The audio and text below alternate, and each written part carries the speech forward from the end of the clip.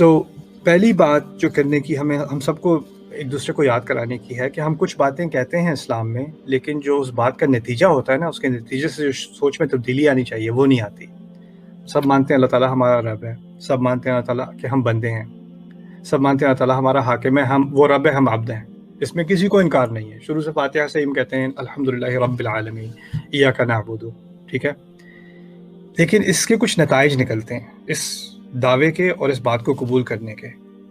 دیکھیں مام، میرا آپ کا رشتہ ہے، آپ کے میرے اوپر حق ہے، اور شروع سے پیدائش سے میرے آپ پر حق تھے، آپ کو میرا خیال کرنا تھا، آپ کو ذمہ داری اللہ تعالیٰ نے دی۔ تو ایک ہے میری ذمہ داریاں اور ایک ہے میرے حقوق، رائٹ؟ اور ہر رشتے میں اسٹوڈنٹ اور ٹیچر کا رشتہ ہوتا ہے، اس میں ٹیچر کی کچھ ذمہ داریاں ہوتی ہیں اور ٹیچر کے کچھ حقوق ہوتے ہیں۔ اسی طرح طالب علم کی کچھ ذمہ داری ہوتی ہے اسٹوڈنٹ کی، اور کچھ اس کے حقوق ہوتے ہیں۔ بیوی شوہر میں ذمہ داریاں اور حقوق ہوتی ہیں، سٹیزن اور گورنمنٹ کے درمیان ذمہ داریاں اور حقوق ہوتی ہیں، دونوں طرف ذمہ داریاں ہیں اور دونوں طرف حقوق ہیں، رائٹ؟ تو تمام ہمارے رشتوں میں ایک ذمہ داری اور ایک حق کا ایک بیلنس ہوتا ہے ہمیشہ، کبھی حقوق زیادہ، کبھی ذمہ داریاں زیادہ، کچھ نہ کچھ ادھر ادھر ہوتا ہے، لیکن ہوتا ضرور ہے۔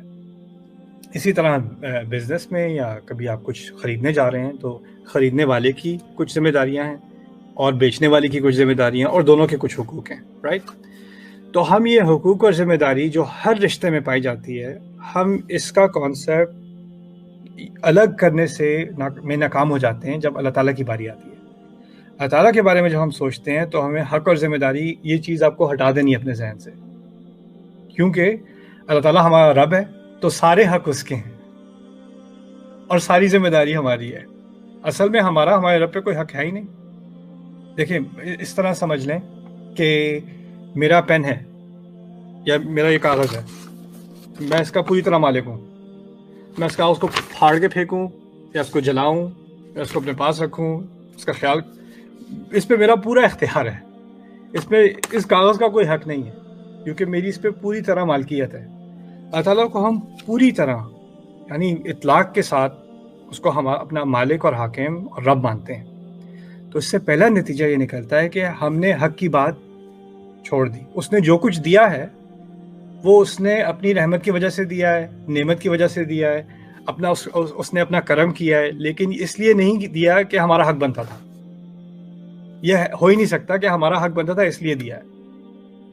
تو یہ بہت بہت گہری ایک ریئلائزیشن ہے کہ اللہ تعالیٰ نے ایون دو اس نے ہمارے اوپر کتنے کرم کیے ہیں اور کتنی رحمتیں کی ہیں اور کتنی ہمیں ہدایت دی ہے اور سارا کچھ دیا ہے، لیکن پہلی بات سمجھنے کی یہ ہے کہ ہم اللہ تعالیٰ سے مطالبہ ایسے نہیں کر سکتے جیسے کسی کسٹمر نے جو ہے کوئی پیسے بھیجے اور اس کو پروڈکٹ نہیں ملی تو وہ کہے بھی میں نے تو پیسے بھیج دیے، میں نے اپنا جو میرا دور تھا کرنے کا، جو میری کرنے کا کام تھا، میرا کرنے کا کام تھا، میں نے پیمنٹ کر دی، میری پروڈکٹ کدھر ہے، ڈیلے کیوں ہوئی ہے؟ اس کو غصہ آئے گا، اس کو فرسٹریشن ہوگی، کیونکہ اس کا ایک حق بنتا ہے۔ تو ہم یہ ذہنیت، پہلی چیز جو سمجھنے کی، بنیادی چیز جو سمجھنے کی ہے، یہ ذہنیت اللہ تعالیٰ کی طرف لگانا غلط ہے۔ اس نے جو دیا ہے اپنے فضل سے دیا ہے، جو دیا اس کی نعمت، اسی لیے ہم الحمدللہ کہتے ہیں۔